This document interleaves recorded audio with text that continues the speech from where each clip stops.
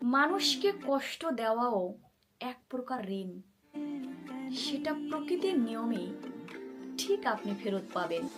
আজ আপনি কাউকে কাঁদিয়ে ভাবছেন জিতে গেছেন, তাই না? কিন্তু কাউকে কাঁদিয়ে, কারো বিশ্বাস ভেঙে, কারো বুকে জমানো কষ্ট জাগিয়ে দিয়ে আপনি ভাবছেন সব শেষ।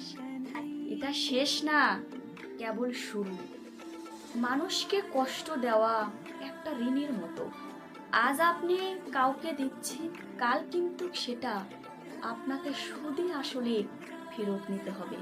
আজ না, কাল না, কিন্তু ঠিক প্রকৃতি একদিন আপনার সামনে এসে হিসেবের খাতা খুলে দেবে।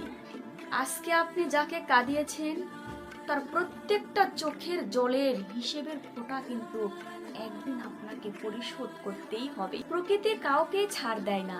আজ আপনি অন্য কারো গল্পের ভিলেন, কাল আপনি নিজের গল্পেই অসহায় হয়ে যাবেন। তাই আপনি কাউকে কষ্ট দেওয়ার আগে নিজেকেই একবার প্রশ্ন করুন, কাল আপনি সেই ভার নিতে পারবেন? রাধে রাধে।